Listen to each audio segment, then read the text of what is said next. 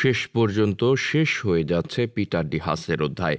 বাংলাদেশে নতুন মার্কিন রাষ্ট্রদূত হিসেবে ডেভিড স্লেটন মিলের নাম মনোনয়ন দিয়েছেন মার্কিন প্রেসিডেন্ট জো বাইডেন। এখন এটি সিনেটের অনুমোদন হলে ডেভিড মিল বাংলাদেশের রাষ্ট্রদূত হিসেবে আবির্ভূত হবেন। মেয়াদ শেষ হওয়ার আগেই বিদায় নিচ্ছেন পিটার ডি হাস। অর্থাৎ এটি সুস্পষ্টভাবে ইঙ্গিত করে যে মার্কিন যুক্তরাষ্ট্র নির্বাচনের আগে বাংলাদেশের ব্যাপারে যে মার্কিন নীতি অনুসরণ করছিল সেই নীতিতে পরিবর্তন আসছে। নিশ্চয়ই ডেভিড মিল একটি নতুন মিশন নিয়ে বাংলাদেশে আসবেন, আর এই কারণেই মেয়াদ শেষ হওয়ার আগেই সরিয়ে নেওয়া হলো পিটার ডি হাসকে। প্রশ্ন উঠেছে, নতুন রাষ্ট্রদূত বাংলাদেশে মার্কিন নীতির কি পরিবর্তন করবেন, তার নীতি কি ধরনের হবে? একজন রাষ্ট্রদূতকে যখন মনোনয়ন দেওয়া হয় তখন প্রথমে মার্কিন যুক্তরাষ্ট্র ওই দেশে তাদের পররাষ্ট্র নীতির কৌশলপত্র চূড়ান্ত করে, আর ওই কৌশল বাস্তবায়নের জন্য যাকে যোগ্য মনে করা হয় তাকে মনোনয়ন দেওয়া হয়। পিটার ডি হাসকে মনোনয়ন দেওয়া হয়েছিল এমন এক সময়ে যখন বাংলাদেশের নির্বাচন নিয়ে মার্কিন যুক্তরাষ্ট্র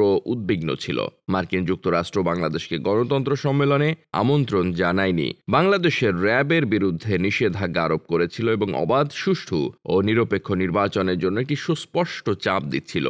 এই চাপকে আরও বাড়ানোর জন্যই পিটার ডি হাস বাংলাদেশে এসেছিলেন। তার দায়িত্ব পালনকালে সুস্পষ্টভাবে তিনি তার অবস্থান প্রকাশ করেছিলেন। তিনি মার্কিন যুক্তরাষ্ট্রের মনোভাব দেখানোর লক্ষ্যেই নির্বাচন নিয়ে বাড়াবাড়ি রকমের দৌড়ঝাঁপ করেছিলেন এবং সরকারের বিরুদ্ধে প্রায় প্রকাশ্য অবস্থান গ্রহণ করেছিলেন। এখন ডেভিড মিল বাংলাদেশে কি করবেন? প্রথমত, ডেভিড মিলের কূটনৈতিক ক্যারিয়ার যদি আমরা পর্যবেক্ষণ করি তাহলে দেখব যে তার কূটনৈতিক ক্যারিয়ার বাংলাদেশের সঙ্গে সম্পর্ক উন্নয়নের বার্তা দেয়। একই সাথে বাংলাদেশে চীনকে মোকাবেলা করার জন্য মার্কিন কৌশলেরও একটি ইঙ্গিত বহন করে। ডেভিড মিল বাংলাদেশে উপরাষ্ট্রদূত হিসেবে বা ডেপুটি চিফ অফ মিশন হিসেবে দায়িত্ব পালন করেছিলেন, কাজে বাংলাদেশ তার পরিচিত। বাংলাদেশের রাজনীতি, বাংলাদেশের মানুষের মন মানসিকতা এবং বাংলাদেশে কিভাবে কাজ আদায় করতে হয় ইত্যাদি কলা কৌশল সম্পর্কে তাকে নতুন করে শিখতে হবে না। এটি ডেভিড মিলের জন্য একটি ইতিবাচক দিক। আর মার্কিন যুক্তরাষ্ট্রের পররাষ্ট্র দপ্তর এটি বিবেচনা করেই সম্ভবত ডেভিড মিলকে বাংলাদেশের রাষ্ট্রদূত হিসেবে দায়িত্ব দিয়েছেন। দ্বিতীয়ত, ডেভিড মিল এখন এই মুহূর্তে চীনের বেইজিংয়ে মার্কিন দূতাবাসের ডেপুটি চিফ অব মিশন হিসেবে দায়িত্ব পালন করছেন। তিনি মার্কিন চীন সম্পর্কের ক্ষেত্রে ভারসাম্য রক্ষার জন্য কাজ করেছেন। শুধু তাই নয়, ডেভিড মিল চীনের রাজনীতি এবং চীনের দৃষ্টিভঙ্গি সম্পর্কে অনেক পরিষ্কার এবং স্বচ্ছ ধারণা রাখেন।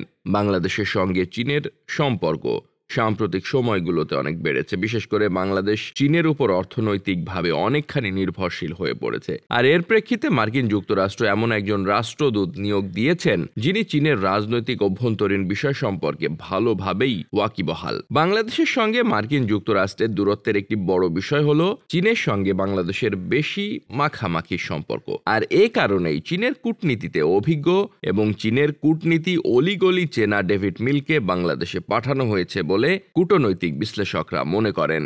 ডেভিড মিলের নিয়োগের মধ্য দিয়ে বাংলাদেশে একটি বার্তা সুস্পষ্ট হয়েছে, আর তা হলো মার্কিন যুক্তরাষ্ট্র বাংলাদেশের ব্যাপারে তাদের অবস্থান পরিবর্তন করছে। দ্বিতীয়ত, বাংলাদেশের সঙ্গে একটি সুসম্পর্ক, বিশেষ করে অর্থনৈতিক বাণিজ্যিক সম্পর্ককে আরও প্রসারিত করতে চায় মার্কিন যুক্তরাষ্ট্র। এজন্য বাংলাদেশ সম্পর্কে অভিজ্ঞ এবং বাংলাদেশে কাজ করা একজন ব্যক্তিকে পাঠানো হয়েছে। তৃতীয়ত, বাংলাদেশের সঙ্গে চীনের সম্পর্কে লাগাম টেনে ধরতে পারে, এজন্য চীনের কূটনীতি সম্পর্কে জ্ঞান রয়েছে এমন একজন কূটনীতিককে বাংলাদেশে পাঠানো হয়েছে। এখন দেখা যাক ডেভিড মিলের বাংলাদেশ মিশন কতটুকু সফল হয়। Desk report, বার্তাবাজার।